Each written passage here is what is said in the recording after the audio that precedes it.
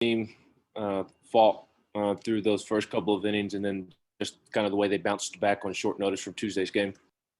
Yeah, it was short for both teams, but I think, they got to play at home last Sunday, and, they're a short distance away. We did have that flight to deal with. And, I do feel like those things all play into it. I mean, all things count, but really when the first pitch is thrown, you just got to compete. And I didn't see any one of our guys that wasn't ready to compete. One of the best players in the league got one off Chad. I mean, we're trying to attack early, and he got it pretty good, wind or no wind. But then you look at the way he competed through that situation where some guys would have had a chance to kind of fold a little bit when the wind's howling out and you're facing a good lineup. It really kind of revolved around that, in my opinion. I know we put up the big number in the second inning and had a good third inning. But I think our guys responded the way they have majority of the year.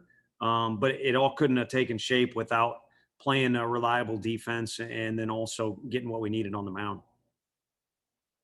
Seemed like both starting pitchers kind of struggled there early. Just how important was it for Chad to get you guys into the middle innings of the game and for you guys to get Kentucky starter out early for, I guess, the rest of the weekend? Yeah, that's one of those where you don't watch BP. You just stay in the locker room until the game starts because it calmed down. I mean, relatively speaking, it was still howling out pretty good, but BP was kind of insane.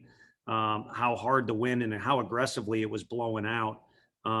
But, really it was just a couple offensive things happened because of, again, good hitters with a fresh mind. It's a new series. Took some good swings. But then again, Chad kind of dug in the trenches there and gave us really more than I thought we would get, and even came to me and said, "Hey, I can get us one more. We just know he's our guy down the stretch and we're going to ride him." So it didn't seem to make sense to do it in that particular, the seventh inning. So we got Kirby out there. I was going to share his nickname, but I don't know if that's for public audience. So Frank said it in the locker room, one of his favorite outings Chad Dallas ever had, because it's not as appealing on the box score maybe as a couple others. But it dang sure was kind of a blood and guts effort. And I think that's a lot of who Chad and his teammates are. Yeah, Tony, when you look at sort of the bottom, 4 or 5 names in this lineup right now that you put out today, that's a lot of thump there. And when you go into a game and you're game planning, how much, I guess maybe ease of mind's not the right phrase, but as a coach, how nice is it to know that pretty much going into inning there, no matter who's leading off, you feel like you got some potential to have a big inning? Yeah, well, to put an extra spin on it too is, it's comforting to be in the office. There's a lot of coaches that aren't this spoiled, but you got in my opinion, one of the premier catchers in the league, who's also Chad's roommate. So they're pretty close. And he's a late scratch, like literally last night about 7:00. And you say, that's fine to your trainer. We'll just put Jackson back there. So having him down there and able to slide in like that's huge. Similar deal with Steenstra and Liam Spence and other situations. But back to more of your point, yeah, I think we're starting now that guys are settling in and just playing ball. We're starting to get to that thing I mentioned preseason to you all that I really want to hear again. A comment at Round Rock last year. Someone said it's almost like you can spin your lineup or flip your lineup upside down, and it's kind of the same thing. And I think we have that ability to have balance of guys who get on base and guys who can punish, the baseball or drive the baseball up and down the lineup, as long as they just show up to the park and play. And they've been doing that as of late, and I hope they continue to. And I guess with Connor, is that just a recurrence of that same thing? Is it day to day? What can you say about that? Yeah, I didn't want to overstep my bounds, but you kind of wanted to say, what the hell? I mean, it was, oh my gosh, this guy's career at Tennessee's over. And then, no, he's fine, but it's going to be a while. Oh no, he can play. And then, somewhere in that whole mix, a very tiny fracture or something in there. Again, I didn't want to overstep my bounds, but something in there requires rest if we want to be sure he's going to be good down the home stretch. So you guys know Pav. If we wanted to push the thing, we could. But with all due respect to any opponent that we're going to be playing, including, last Tuesday when we got our butts kicked, and then tonight with a team that punches in the throat pretty good there to start the game, it's just not time to push something like that. Joseph?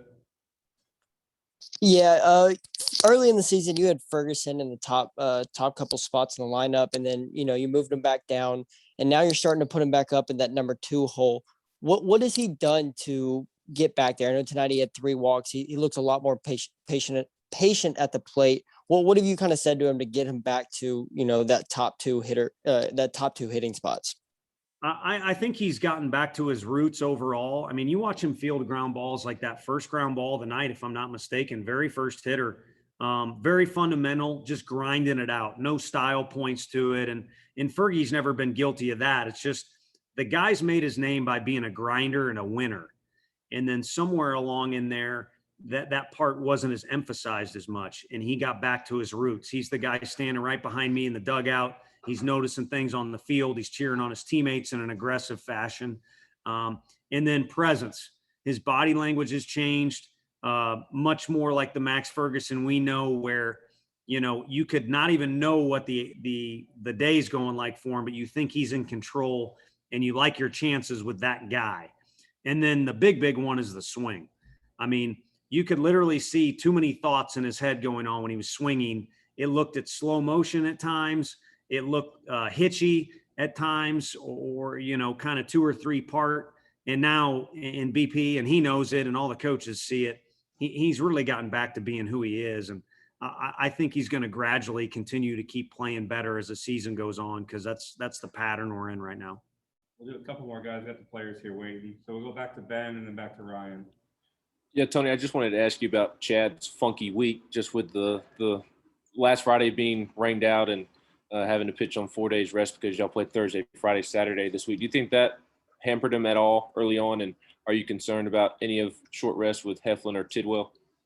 Yeah, no, I said it to Frank. I was like, he's only on 5 days rest. He should not have as good of stuff, but it was almost the opposite. I think at times he might have even thrown the movement out of some of his pitches because he was cutting that thing loose. I mean, the velocity, the sharpness, it was all there.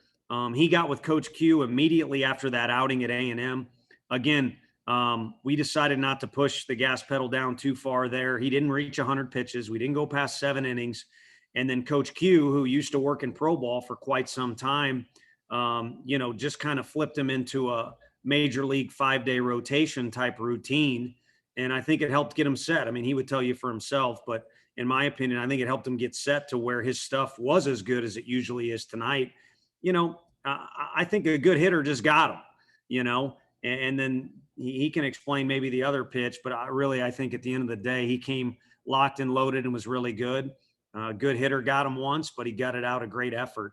The other 2 guys, they came out, I pulled Hef too early. That's just the fact last Saturday. And then Blade kind of pulled himself too early. We were going to get a minimum of 6 out of that guy, the way he was throwing the ball. He was throwing the ball as good as any starter in that series for the first 4 innings. And then he had to come out when his pitch count was still pretty low and didn't even tax, past 5 innings. So I think if there was a guy that was going to be gassed, it was going to be Chad. And he kind of showed you what he's made of this week. And I'm sure everyone's choice is, hey, I'll show you what I got, but give me an extra day off if you can. And he'll get that going into next week. Yeah, I was going to ask about Pav too. You mentioned him being a late scratch. Was there something that re-injured that hand, or what exactly went into that? Yeah, so truthfully, it was Tuesday. He was not in the lineup anyway, and he was taking incredible swings in BP, literally. And then on the last one, kind of just mentioned it was bothering him to Coach Elander and Woody. And then it took some time to get x-rayed and get all that stuff set up. So that's when it originated, but it wasn't until late last night that it was kind of confirmed that the doc didn't think he should do it. And so Woody and of course myself too went along with that. Let's make sure the guy gets healthy. Thanks, Coach. Thank you guys. Have a good night. Players.